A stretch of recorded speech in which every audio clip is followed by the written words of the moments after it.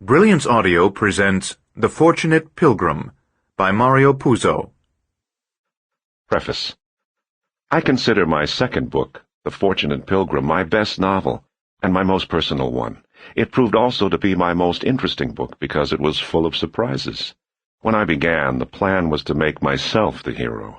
It was supposed to be the story of a struggling writer, poorest of the poor, whose mother, sister, and brothers were enemies of his art, and how, in the end, he succeeded in spite of them.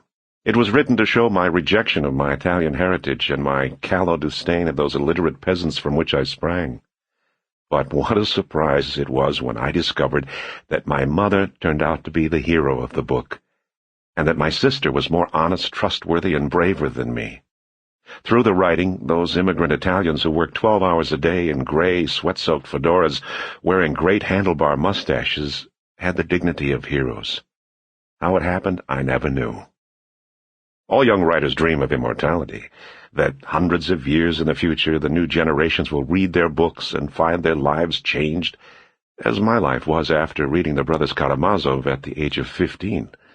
I vowed I would never write a word that was not absolutely true to myself, and I felt I had achieved that in The Fortunate Pilgrim. I assumed that such a writer would automatically become rich and famous.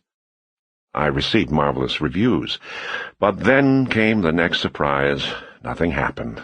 I didn't become rich and famous. In fact, I was poorer than before. I had to work 2 jobs instead of 1. I was furious, but only at myself. I rethought my whole life. Why should the public care that I put so much of myself into that book, so much care into each sentence? Why should my family care about my writing when it didn't earn my daily bread? Why should they indulge my eccentricity? And the public, why should they care about tragedies that didn't reflect their own experience? I concluded that I had worked 10 years of my life in sheer self-indulgence. I thought myself that most despised figure in Italian culture, a ciuccio, that is, a man who could not earn a living for himself or his family. But then came another surprise.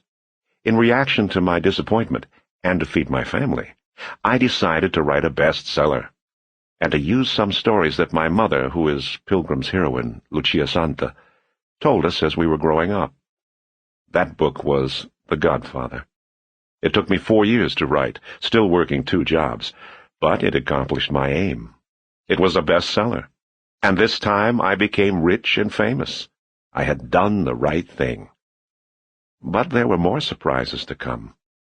Whenever the Godfather opened his mouth, in my own mind I heard... Sample complete. Ready to continue?